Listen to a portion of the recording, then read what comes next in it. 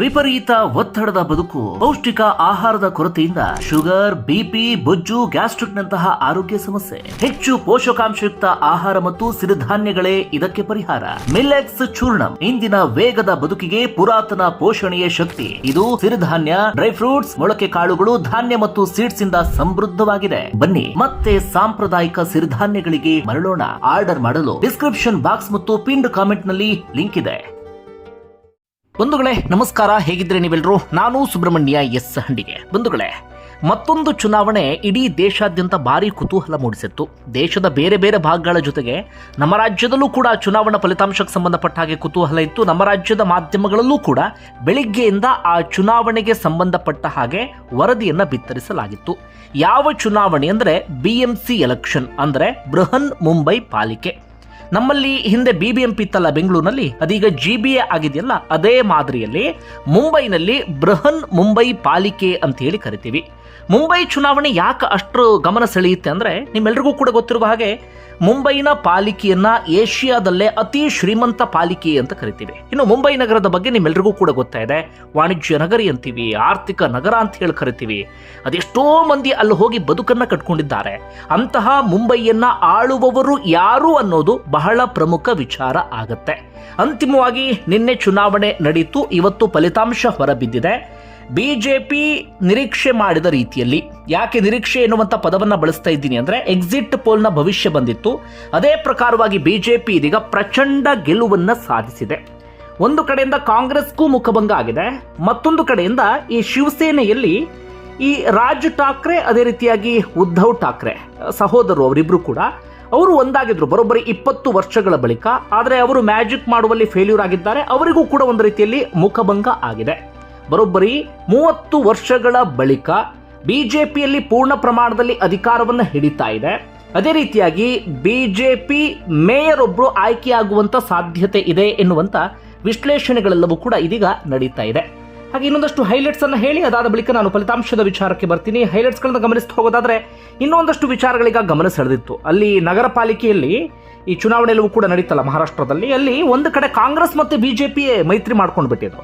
ಹಾಗೆ ಬಿಜೆಪಿ ಹಾಗೆ ಅಸದುದ್ದೀನ್ ಓವೈಸಿಯ AIMIM ಮೈತ್ರಿ ಮಾಡ್ಕೊಂಡು ಬಿಟ್ಟಿದ್ರು. ಅದು ಬಹಳ ಚರ್ಚೆ ಗ್ರಾಸವಾಗಿತ್ತು. ಇದು ಒಂದು.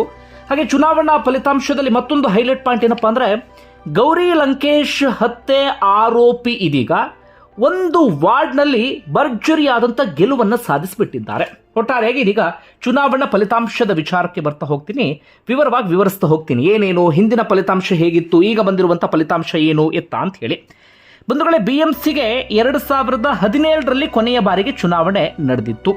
ಈಗ ಬರೋಬ್ಬರಿ 9 ವರ್ಷಗಳ ಬಳಿಕ ನಿನ್ನೆ ಅಲ್ಲಿ ಚುನಾವಣೆ ನಡೆದಿದೆ.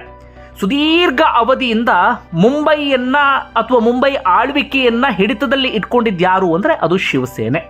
ಹಿಂದೆ ನಿಮ್ಮೆಲ್ಲರಿಗೂ ಕೂಡ ಗೊತ್ತಿರುವ ಹಾಗೆ ಬಾಳ್ ಠಾಕ್ರೆ ಇದ್ರು, ಅದಾದ ಬಳಿಕ ಅವರ ಕುಟುಂಬಸ್ಥರು, ಈ ರೀತಿಯಾಗಿ ಕಂಪ್ಲೀಟ್ ಆಗಿ ಶಿವಸೇನೆಯ ಹಿಡಿತದಲ್ಲೇ ಇತ್ತು. ಅವರೇ ಆಳ್ವಿಕೆ ನಡೆಸ್ತಾ ಇದ್ರು. ಅವರದ್ದೇ ಪಕ್ಷದವರು ಅಲ್ಲಿ ಮೇಯರ್ ಆಗಿ ಆಯ್ಕೆಯಾಗಿ ಬರ್ತಾ ಇದ್ರು.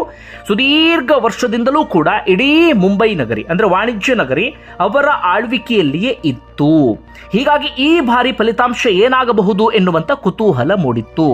ಅಂತಿಮವಾಗಿ 227 ವಾರ್ಡ್ಗಳು, ಅದರಲ್ಲಿ ಮ್ಯಾಜಿಕ್ ನಂಬರ್ 114. ಈಗ ಫಲಿತಾಂಶವನ್ನ ಒಂದೊಂದಾಗಿ ಗಮನಿಸ್ತಾ ಹೋಗೋಣ. ಎಷ್ಟರಲ್ಲಿ ಸ್ಪರ್ಧೆ ಮಾಡಿದ್ರು, ಎಷ್ಟರಲ್ಲಿ ಗೆಲುವನ್ನು ಸಾಧಿಸಿದ್ರು, ಏನು ಕತೆ ಅಂತ ಹೇಳಿ. ಒಟ್ಟಾರೆಯಾಗಿ ಇದೀಗ ಬಿಜೆಪಿ ಮೈತ್ರಿಕೂಟ ಅಂದ್ರೆ ಬಿಜೆಪಿ ಪ್ಲಸ್ ಏಕನಾಥ್ ಶಿಂದೆಯವರ ಶಿವಸೇನೆ ಬಣ, ಅವರಿಬ್ರು ಸೇರಿ 129 ಸ್ಥಾನಗಳನ್ನ ಗೆಲುವು ಕಂಡಿದ್ದಾರೆ. ಅಂದ್ರೆ 227 ವಾರ್ಡ್ಗಳಲ್ಲಿ 129. ಮ್ಯಾಜಿಕ್ ನಂಬರ್ ಬೇಕಾಗಿರೋದು 114. ಅಂದ್ರೆ ಸ್ಪಷ್ಟವಾಗಿ ಅವರು ಅಧಿಕಾರವನ್ನು ಹಿಡಿದಿದ್ದಾರೆ. ಈಗ ಪ್ರತ್ಯೇಕವಾಗಿ ಪಕ್ಷಗಳ ವಿಚಾರವನ್ನು ಗಮನಿಸ್ತಾ ಹೋಗೋಣ. ಅಲ್ಲೆಲ್ಲರೂ ಕೂಡ ಮೈತ್ರಿ ಮಾಡಿಕೊಂಡು ಸ್ಪರ್ಧೆಯನ್ನು ಮಾಡಿತ್ತು. ಉದಾಹರಣೆಗೆ ಉದ್ಧವ್ ಠಾಕ್ರೆ ಪ್ಲಸ್ ಕಾಂಗ್ರೆಸ್ಸು, ಏಕನಾಥ್ ಶಿಂದೆ ಬಣ ಪ್ಲಸ್ ಬಿಜೆಪಿ, ಈ ರೀತಿಯಾಗಿ ಈಗ ಆ ಡೀಟೇಲ್ ಅನ್ನು ಗಮನಿಸ್ತಾ ಹೋಗೋಣ. ಒಟ್ಟಾರೆಯಾಗಿ ಬಿಜೆಪಿಯಲ್ಲಿ ಸ್ಪರ್ಧೆ ಮಾಡಿದ್ದು 137ರಲ್ಲಿ 137ರಲ್ಲಿ ಸ್ಪರ್ಧೆ ಮಾಡಿ 99ರಲ್ಲಿ ಗೆಲುವನ್ನು ಸಾಧಿಸಿದೆ. ಸಾಮಾನ್ಯ ವಿಚಾರ ಅಲ್ಲ. ಸ್ಟ್ರೈಕ್ ರೇಟ್ 72% ಇದೆ ಬಿಜೆಪಿಯದ್ದು. ಇನ್ನು ಏಕನಾಥ್ ಶಿಂದೆ ಬಣ ಶಿವಸೇನೆ, ಅವರು 90ರಲ್ಲಿ ಸ್ಪರ್ಧೆಯನ್ನ ಮಾಡಿದ್ರು, 30ರಲ್ಲಿ ಗೆಲುವನ್ನು ಸಾಧಿಸಿದ್ದಾರೆ. 33% ಅವರ ಸ್ಟ್ರೈಕ್ ರೇಟ್.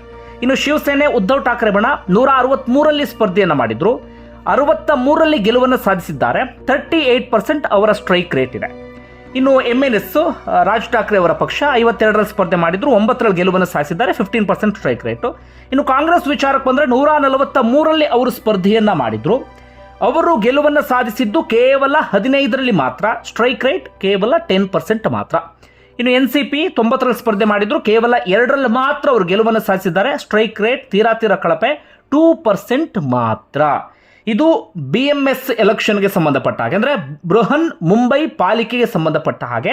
ಇದೀಗ BJP 99, ಇನ್ನೊಂದು ಬಂದಿದ್ರೆ 100 ಆಗ್ತಾ ಇತ್ತು. ಕೇವಲ BJP ಸ್ವಂತ ಶಕ್ತಿ ಮೂಲಕ 99 ಗೆದ್ದುಕೊಂಡಿದೆ. ಒಟ್ಟಾರೆಯಾಗಿ ಅವರ ಮೈತ್ರಿ ಇದೀಗ 129ರಲ್ಲಿ ಗೆಲುವನ್ನು ಸಾಧಿಸಿದ್ದಾರೆ. ಈಗ BJP 99ರಲ್ಲಿ ಗೆಲುವನ್ನು ಸಾಧಿಸಿರುವ ಕಾರಣಕ್ಕಾಗಿ ಸಹಜವಾಗಿ ಮೇಯರ್ ಸ್ಥಾನಕ್ಕೆ ಅವರು ಕ್ಲೈಮ್ ಮಾಡ್ತಾರೆ. ಏಕನಾಥ್ ಶಿಂದೆ ಬಣ ಕೇವಲ 30ಕ್ಕೆ ಮಾತ್ರ ಸೀಮಿತ ಆಗಿರುವ ಕಾರಣಕ್ಕಾಗಿ ಅವ್ರು ಯಾವುದೇ ಕಾರಣಕ್ಕೂ ಮೇಯರ್ ಸ್ಥಾನಕ್ಕೆ ಕ್ಲೈಮ್ ಮಾಡೋದಕ್ಕೆ ಸಾಧ್ಯ ಆಗೋದಿಲ್ಲ. ಹೀಗಾಗಿ ಆರಾಮಾಗಿ BJP ಅವರೇ ಮೇಯರ್ ಆಗಿ ಆಯ್ಕೆ ಆಗ್ತಾರೆ. ಇದೊಂದು ರೀತಿಯಲ್ಲಿ BJP ಮಟ್ಟಿಗೆ ಹೊಸ ಇತಿಹಾಸ, ದಾಖಲೆ, ಇನ್ನೇನು ಹೇಳ್ಬೋದು ಗೊತ್ತಿಲ್ಲ. ಯಾಕಂದರೆ ಬರೋಬ್ಬರಿ 30 ವರ್ಷದ ಬಳಿಕ BJP ಅಲ್ಲಿ ಅಧಿಕಾರವನ್ನು ಹಿಡಿಯೋದರ ಜೊತೆಗೆ ಅವರದ್ದೇ ಪಕ್ಷದವರೊಬ್ಬರು ಮೇಯರ್ ಆಗ್ತಿದ್ದಾರೆ. BJP ಅಧಿಕಾರವನ್ನು ಹಿಡಿದೇ ಇಲ್ಲ ಅಂತಲ್ಲ, ಅವ್ರ ಹಿಂದೆ ಶಿವಸೇನೆ ಜೊತೆಗೆ ಆ ರೀತಿಯಾಗಿ ಅಧಿಕಾರವನ್ನು ಹಿಡಿತಾ ಇದ್ರಲ್ಲ. ಆದರೆ ಈ ಬಾರಿ ಒಂದು ರೀತಿಯಲ್ಲಿ ಸ್ವಂತ ಶಕ್ತಿಯ ಹತ್ರ ಕಂಪ್ಲೀಟ್ 114 ಅವ್ರು ಗೆದ್ಕೊಳ್ಳೋಕೆ ಸಾಧ್ಯ ಆಗಿಲ್ಲ. ಆದರೆ 99 ಅಂದರೆ ಅದು ದೊಡ್ಡ ಸಂಖ್ಯೆ. ಹೀಗಾಗಿ BJP ಈ ಬಾರಿ ಅಧಿಕಾರಯುತವಾಗಿ ಅಲ್ಲಿ ಗೆಲುವನ್ನು ಸಾಧಿಸಿ ಅಧಿಕಾರವನ್ನು ಹಿಡಿತಾ ಇದೆ ಅಂದ್ರೂ ಕೂಡ ತಪ್ಪಾಗ್ಲಿಕ್ಕಿಲ್ಲ. ನಿಮಗೆ ಕಳೆದ ವರ್ಷಗಳ ರಿಸಲ್ಟ್ ಹೇಳಿದ್ರೆ ಕ್ಲಿಯರ್ ಪಿಕ್ಚರ್ ಸಿಗುತ್ತೆ. ಈ ವರ್ಷದ ರಿಸಲ್ಟ್ ಎಷ್ಟರ ಮಟ್ಟಿಗೆ ಪ್ರಾಮುಖ್ಯತೆ ಅನ್ನೋದು ಗೊತ್ತಾಗುತ್ತೆ. ನಾವು ಮೊದಲಿಗೆ 2017 ಗಮನಿಸೋಣ. ಕಳೆದ ಬಾರಿ ಚುನಾವಣೆ ನಡೆದಿತ್ತು 2017ರಲ್ಲಿ. ಆಗ ಶಿವಸೇನೆ ಈ ರೀತಿಯಾಗಿ ಡಿವೈಡ್ ಆಗಿರಲಿಲ್ಲ, ಛಿದ್ರ ಆಗಿರಲಿಲ್ಲ. ಅವರು 84ರಲ್ಲಿ ಗೆಲುವನ್ನು ಸಾಧಿಸಿದ್ರು. BJP 82ರವರೆಗೆ ಬಂದಿದ್ರು ಅವರು. ಕಾಂಗ್ರೆಸ್ 31 ಇತ್ತು, ಈಗ 15ಕ್ಕೆ ಬಂದು ಕುಸಿತವನ್ನ ಕಂಡಿದೆ. ಇದು 2017 ಆಯ್ತಾ. 2012 ಗಮನಿಸಿ, ಬಹಳ ಇಂಟ್ರೆಸ್ಟಿಂಗ್ ಆಗಿದೆ. ಆಗ ಶಿವಸೇನೆ 75, ಕಾಂಗ್ರೆಸ್ ಆಗ ಎಷ್ಟು ಸ್ಟ್ರಾಂಗ್ ಇತ್ತು ನೋಡಿ, 52. BJP ಆಗ ಏನೇನು ಇರಲಿಲ್ಲ, ಕೇವಲ 31. 2012ರಲ್ಲಿ BJP 31 ಇತ್ತು. ಇವತ್ತು 2026 ಅಂತ ಬಂದಾಗ ಅದು 99ಕ್ಕೆ ಬಂದು ಏರಿಕೆ ಆಗಿದೆ. ಇನ್ನು ಚುನಾವಣೆ ಯಾವ ರೀತಿಯ ಗಮನ ಸೆಳೆದಿತ್ತು, ಯಾವೆಲ್ಲ ವಿಚಾರಗಳ ಚರ್ಚೆಗೆ ಬಂದಿತ್ತು ಅಂತ ಗಮನಿಸ್ತಾ ಹೋಗೋದಾದ್ರೆ, ಉದ್ಧವ್ ಠಾಕ್ರೆ ಗೊತ್ತಿತ್ತು ಈ ಬಾರಿ ನಾವಲ್ಲಿ ಪಾರುಪತ್ಯವನ್ನು ಸಾಧಿಸಬೇಕು ಅಂದ್ರೆ ಏನಾದರೂ ಮಾಡಲೇಬೇಕು ಅಂತ ಹೇಳಿ. ಹೀಗಾಗಿ ಬರೋಬ್ಬರಿ 20 ವರ್ಷಗಳ ಬಳಿಕ ಸಹೋದರರು ಒಂದಾಗಿದ್ರು, ರಾಜ್ ಠಾಕ್ರೆ ಹಾಗೆ ಉದ್ಧವ್ ಠಾಕ್ರೆ. ಅವ್ರದ್ದು MNS ಪಕ್ಷ, ಇವ್ರದ್ದು ಉದ್ಧವ್ ಠಾಕ್ರೆ ಶಿವಸೇನೆ ಬಣ. ಅವರಿಬ್ರು ಕೂಡ ಒಂದಾಗಿದ್ರು. ಆದರೆ ಇಲ್ಲಿ ಮ್ಯಾಜಿಕ್ ಮಾಡೋದಕ್ಕೆ ಸಾಧ್ಯ ಆಗಿಲ್ಲ. ಅಂದ್ರೆ ಮರಾಠ ಅಸ್ಮಿತೆಯನ್ನೇ ಅವ್ರು ಹೇಳ್ಕೊಂಡು ಬಂದಿದ್ದು. ಈಗ ಮರಾಠ ಪ್ರಾಬಲ್ಯ ಇರುವಂಥ ಕ್ಷೇತ್ರಗಳಲ್ಲಿ ಉದ್ಧವ್ ಠಾಕ್ರೆ ಬಣ ಒಂದು ಹಂತಕ್ಕೆ ಸಾಧನೆಯನ್ನು ಮಾಡಿದೆ. ಆದರೆ ಈ ನಾರ್ತ್ ಇಂಡಿಯನ್ಸ್ ಅನ್ನ ಟೀಕೆ ಮಾಡಿದ ಕಾರಣಕ್ಕಾಗಿ, ಅಲ್ಲಿಗೆ ಬಂದಂಥ ವ್ಯಾಪಾರಸ್ಥರನ್ನ ಟೀಕೆ ಮಾಡಿದಂಥ ಕಾರಣಕ್ಕಾಗಿ ಅವರೆಲ್ಲರೂ ಕೂಡ ಒಂದು ಕಡೆಯಿಂದ ಒಂದಾಗಿ BJPಗೆ ಓಟನ್ನು ಹಾಕಿಬಿಟ್ರು. ಅದು ಉದ್ಧವ್ ಠಾಕ್ರೆ ಬಣಕ್ಕೆ ದೊಡ್ಡ ಮೈನಸ್ ಆಯಿತು ಅಂದ್ರೂ ಕೂಡ ತಪ್ಪಾಗ್ಲಿಕ್ಕಿಲ್ಲ. ಇನ್ನು NCP ಅಜಿತ್ ಪವಾರ್ ಗಮನಿಸ್ತಾ ಹೋಗೋದಾದ್ರೆ, ಅವರು BMCಯಲ್ಲಿ ಇವ್ರ ಜೊತೆಗೆ ಇರಲಿಲ್ಲ, BJP ಅವ್ರ ಜೊತೆಗೆ. ಆದರೆ ಬೇರೆ ಬೇರೆ ನಗರ ಪಾಲಿಕೆಗಳಲ್ಲಿ ಅವರು BJP ಜೊತೆಗೆ ಇದ್ರು. ಈ ಬಾರಿ ಅವ್ರದ್ದು ಒಂದು ರೀತಿಯಲ್ಲಿ ಆಟಕ್ಕುಂಟು ಲೆಕ್ಕಕ್ಕಿಲ್ಲ ಎನ್ನುವಂಥ ಸಾಧನೆ ಆಯಿತು. ಇನ್ನು ಕಾಂಗ್ರೆಸ್ ವಿಚಾರಕ್ಕೆ ಬಂದರೆ, ಕಾಂಗ್ರೆಸ್ 2017ರಲ್ಲಾದರೂ ಪರವಾಗಿಲ್ಲ ಎನ್ನುವ ಸ್ಥಿತಿಯಲ್ಲಿತ್ತು. ಆದರೆ ಈ ಬಾರಿ ಅಂತೂ ತೀರಾ ಕಳಪೆ ಸಾಧನೆ ಅಂದ್ರೂ ಕೂಡ ತಪ್ಪಾಗ್ಲಿಕ್ಕಿಲ್ಲ. ವರ್ಷದಿಂದ ವರ್ಷಕ್ಕೆ ಕುಸಿತವನ್ನ ಕಾಣ್ತಾನೆ ಇದೆ ಅದು ಕಾಂಗ್ರೆಸ್. ಓಕೆ, ಒಟ್ಟಾರೆಯಾಗಿ ಬೇರೆ ಬೇರೆ ಕಡೆಗಳು, ಇದು BMC ಆಯ್ತಲ್ಲ, ಅಂದರೆ ಮುಂಬೈ ಆಯ್ತಲ್ಲ, ಇನ್ನು ಬೇರೆ ಬೇರೆ ಕಡೆಗಳಲ್ಲೂ ಕೂಡ ನಗರ ಪಾಲಿಕೆ ಚುನಾವಣೆಗಳು ನಡೆದಿದ್ದು. ಒಟ್ಟಾರೆಯಾಗಿ 29 ಪಾಲಿಕೆಗಳ ಚುನಾವಣೆಯಲ್ಲಿ BJP 24ರಲ್ಲಿ ಗೆಲುವನ್ನು ಸಾಧಿಸಿದೆ, ಕಾಂಗ್ರೆಸ್ 3ಕ್ಕೆ ಮಾತ್ರ ಸೀಮಿತ ಆಗಿದೆ. ಪ್ರಮುಖ ನಗರಗಳು ಅಂದರೆ ನಿಮಗೆ ಗೊತ್ತಿರುವ ಹಾಗೆ ಒಂದು ಮುಂಬೈ ಆಯ್ತಲ್ಲ, ಇನ್ನುಳಿದಂತೆ ಪುಣೆ, ನಾಗಪುರ, ಇಲ್ಲೆಲ್ಲ ಕಡೆಗಳಲ್ಲೂ ಕೂಡ ಇದೀಗ BJPಯೇ ಗೆಲುವನ್ನ ಸಾಧಿಸಿದೆ. ಇನ್ನುಳಿದಂತೆ ಸಹಜವಾಗಿ ಚರ್ಚೆ ಆಗ್ತಿರೋದು, ಒಂದಷ್ಟು ವಿಶ್ಲೇಷಣೆ ನಡೀತದೆ, ಯಾಕೆ ಹೀಗಾಯಿತು ಅಂತ ಹೇಳಿ. ಈ ಕ್ಷಣದ ವಿಶ್ಲೇಷಣೆ ಬೇರೆ ಬೇರೆ ಎಲ್ಲವೂ ಕೂಡ ನಡೀತಾ ಇದೆ ಬಿಡಿ. ಅಲ್ಲಿ ಮರಾಠ ಅಸ್ಮಿತೆಯ ವಿಚಾರ, ಅಲ್ಲಿ ಒಂದು ನಾರ್ತ್ ಇಂಡಿಯನ್ಸ್ ವಿಚಾರಕ್ಕೆ ಸಂಬಂಧಪಟ್ಟ ಹಾಗೆ ಹಿಂದೂ ಮರಾಠ ಸಮೀಕರಣ, ಅಂಥದ್ದೆಲ್ಲವೂ ಕೂಡ ಒಂದಷ್ಟು ಚರ್ಚೆ ನಡೀತಾ ಇದೆ. ಆದರೆ ನಾವಿಲ್ಲಿ ಆಳವಾಗಿ ಗಮನಿಸ್ತಾ ಹೋಗೋದಾದ್ರೆ ಅಲ್ಲಿ ವರ್ಕೌಟ್ ಆಗಿದ್ದೇ ಬೇರೆ.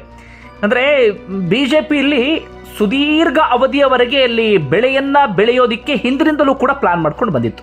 BJP ಮೊದಲಿಗೆ ಮಾಡಿದ ಕೆಲಸ ಏನಪ್ಪಾ ಅಂದರೆ, ಅಲ್ಲಿ BJPಗೆ ಮಹಾರಾಷ್ಟ್ರದಲ್ಲಿ ಯಾರು ಟಕ್ಕರ್ ಕೊಡ್ತಾ ಇದ್ರು, ಅದನ್ನ ಪ್ರಬಲ ಎದುರಾಳಿಗಳು ಯಾರು ಅಂದ್ರೆ ಅದು ಕಾಂಗ್ರೆಸ್ ಅನ್ನುವಂಥ ಹೆಸರು ಬರ್ತಾ ಇರಲಿಲ್ಲ. ಪ್ರಬಲ ಎದುರಾಳಿಗಳು ಯಾರು ಅಂದ್ರೆ ಅದು ಶಿವಸೇನೆ ಜೊತೆಗೆ ಮೈತ್ರಿ ಮಾಡ್ಕೊಂಡು ಅವ್ರ ಅಧಿಕಾರವನ್ನ ಹಿಡಿತಾ ಇದ್ರು. ಕೊನೆಗೆ ಏನ್ ಮಾಡಿಬಿಟ್ರು ಅಂದ್ರೆ 2022ರಲ್ಲಿ ಶಿವಸೇನೆಯನ್ನೇ ಡಿವೈಡ್ ಮಾಡಿಬಿಟ್ರು. ಒಂದು ಕಡೆ ಏಕನಾಥ್ ಶಿಂದೆ ಬಣ ಆಯಿತು, ಮತ್ತೊಂದು ಕಡೆಯಿಂದ ಉದ್ಧವ್ ಠಾಕ್ರೆ ಬಣ ಆಯಿತು. ಅವರಿಬ್ಬರು ಇವತ್ತು ಒಂದಾಗಿದ್ದರೆ BJP ಗೆಲುವಿಗೆ ಸಾಧ್ಯ ಆಗ್ತಿರ್ಲಿಲ್ಲ. ಹೀಗಾಗಿ BJP ಅವತ್ತು ಏನು ಮಾಡ್ತು, ಆ ಶಿವಸೇನೆಯನ್ನೇ ಒಡೆದು ಹಾಕಿಬಿಡ್ತು. ಇದು ನಿಮಗೆ ಗೊತ್ತಿರುವಂಥ ವಿಚಾರ. ಅದು ಇವತ್ತು ಫಲಿತಾಂಶವನ್ನು ಕೊಡ್ತಾ ಇದೆ. ಮುಂದೆಯೂ ಕೂಡ ಹೀಗೆ ಫಲಿತಾಂಶ ಕೊಡುವಂಥ ಸಾಧ್ಯತೆಗಳು ಕಾಣಿಸ್ತಾ ಇದೆ ಮಹಾರಾಷ್ಟ್ರದಲ್ಲಿ. ಇಷ್ಟು ಬಿಜೆಪಿ ಸುಮ್ಮನೆ ಆಯ್ತಾ? ಇಲ್ಲ. ಬಿಜೆಪಿಗೆ ಇನ್ನೊಬ್ರು ಟಕ್ಕರ್ ಕೊಡ್ತಿದ್ದಂಥವ್ರು ಯಾರು ಅಂದರೆ ಅದು NCP, ಶರದ್ ಪವಾರ್ ಅವರ NCP. ಅವ್ರನ್ನೇನು ಮಾಡಿಬಿಟ್ರು, ಅವರನ್ನು ಡಿವೈಡ್ ಮಾಡಿಬಿಟ್ರು. ಒಂದು ಕಡೆಯಿಂದ ಅಜಿತ್ ಪವಾರ್ ಬಣ, ಮತ್ತೊಂದು ಕಡೆಯಿಂದ ಶರದ್ ಪವಾರ್ ಬಣ. ಈ ರೀತಿಯಾಗಿ ಅವರನ್ನು ಕೂಡ ಡಿವೈಡ್ ಮಾಡಿ ಹಾಕಿಬಿಟ್ರು.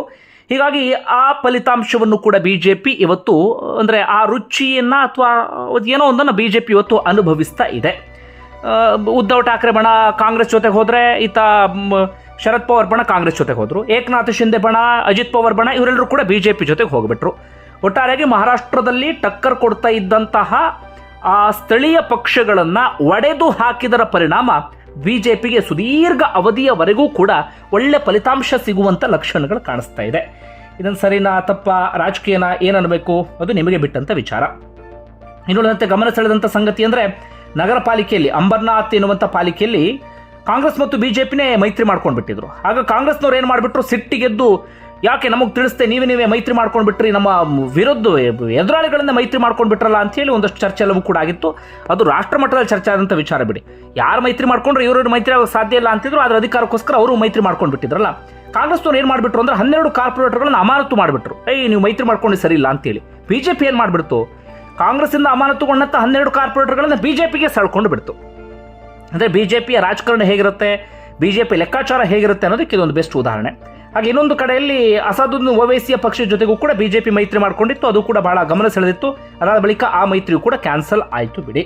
ಅದರ ಆಚೆಗೆ ಮತ್ತೊಂದು ವಿಚಾರ ಈಗ ಚರ್ಚೆ ಆಗ್ತಿರೋದು, ಜಾವನಾ ಮಹಾನಗರ ಪಾಲಿಕೆಯ ಅಂದರೆ JMC 13ನೇ ವಾರ್ಡ್ನಲ್ಲಿ ಗೌರಿ ಲಂಕೇಶ್ ಹತ್ಯೆಯ ಆರೋಪಿ ಶ್ರೀಕಾಂತ್ ಅಂತೇಳಿ ಅವರ ಹೆಸರು ಸ್ವತಂತ್ರ ಅಭ್ಯರ್ಥಿಯಾಗಿ ಸ್ಪರ್ಧೆಯನ್ನು ಮಾಡಿದ್ರು. ಶಿವಸೇನೆಗೆ ಸೇರಬೇಕಿತ್ತು ಏಕನಾಥ್ ಶಿಂದೆ ಬಣಕ್ಕೆ, ಅದರ ವಿರೋಧ ಎದುರ ಅಂತ ಕಾರಣಕ್ಕಾಗಿ ಅವರನ್ನು ಸೇರಿಸ್ಕೊಂಡಿರಲಿಲ್ಲ.